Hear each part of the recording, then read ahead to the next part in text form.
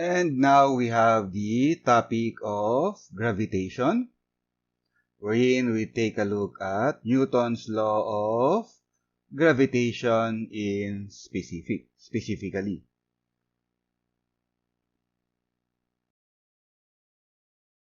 Objects attract other objects simply because they possess mass. This is referred to as gravitation. So we can think of it as property of materials that just because they have mass, they will attract other objects. Say you have one object, mass of m1, another object, mass of m2. Because of their masses, the objects will attract each other. M2 will be attracted towards M1 with force F21, force on M2 due to M1, and M1 will be attracted towards M2 with force F12, force on M1 due to M2. The magnitude of the attraction force, the force of gravity between the two objects, is equal to Fg. So magnitude Fg, the direction is always towards the other object. So the object will be pulled towards the other object. That will give you the direction of the force experienced by this object, by M2, for instance. And F12, F21 interaction force between M1 and M2, they are equal in magnitude. F12 is equal to F21, so magnitude, but opposite in direction. And Fg is just equal to capital G M1 M2 over R squared, where capital G is the gravitational constant, 6.67 times 10 to the negative 11 Newton meter squared per kilogram squared. And M1, mass of object 1, M2, mass of object 2, and R is the distance between M1 and M2. Don't forget that R is squared, G M1 M2 over R squared. Now, for objects on or near the surface of the Earth, the force of gravity is just basically the weight of the object. The force of gravity on an object due to the Earth's mass is just the weight of the object. So Fg is also equal to the weight, is equal to mg towards the ground. The weight is always towards the ground or vertically downwards.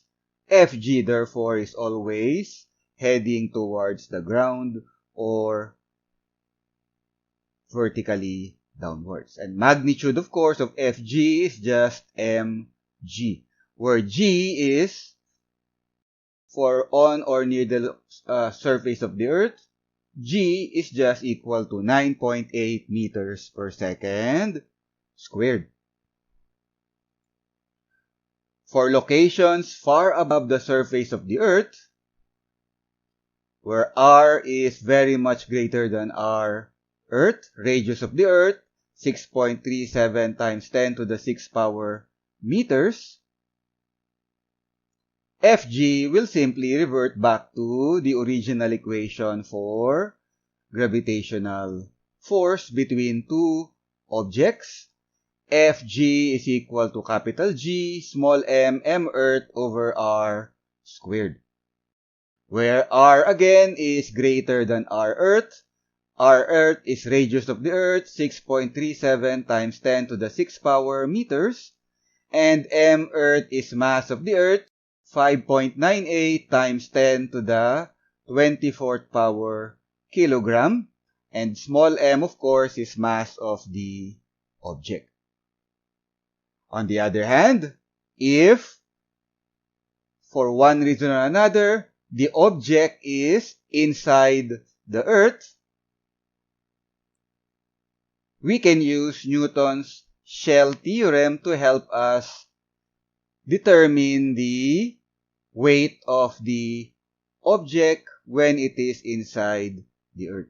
So say this is the Earth, radius r Earth, the object is located at this point, distance r inside from the Earth center. Newton's shell theorem tells us that for a uniform shell of matter, it does not exert any gravitational force on a particle located inside. So if we assume Earth to be of uniform mass distribution and R inside located, the object is located here, R inside distance from the center of the Earth. Above R inside, you have a shell of uniform mass. You have a uniform shell of matter.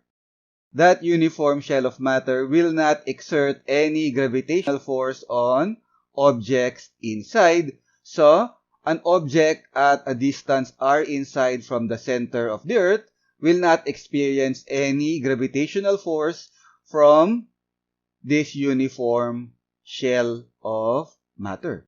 The only gravitational force that the object will experience will be due to the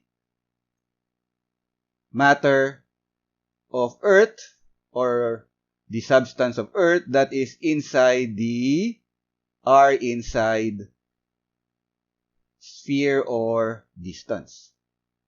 So assuming the Earth to be of uniform mass, the density of the Earth is constant all throughout.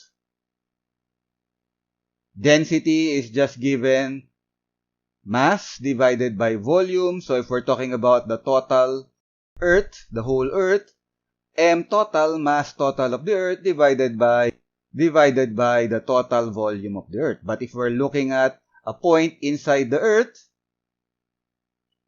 mass of the Earth that is inside R inside or covered by radius R inside divided by the volume of the sphere described by radius R inside. So M inside divided by V inside, we are able to make this equality equation because density is constant. We assume it to be constant.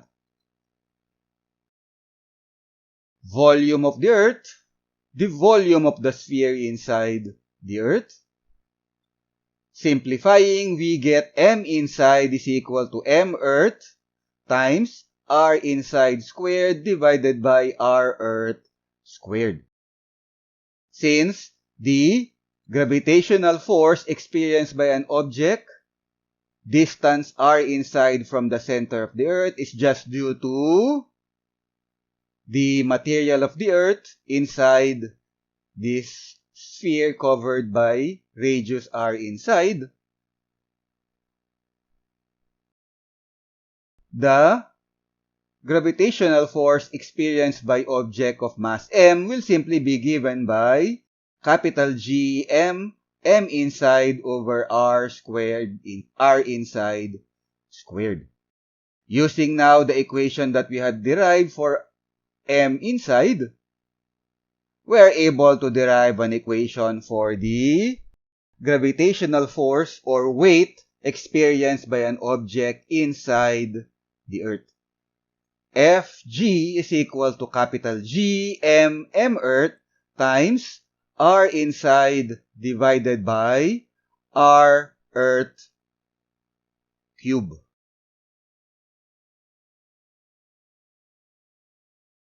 So, again, gravitational force between two objects. For Earth and an object, we have three cases: on or near the surface of the Earth, far away from the Earth, and inside the Earth. And that's it for now. that's it for this video, for this session. In the next video, we'll take a look at examples part of our discussion on Newton's Law of Gravitation. So, thank you for watching.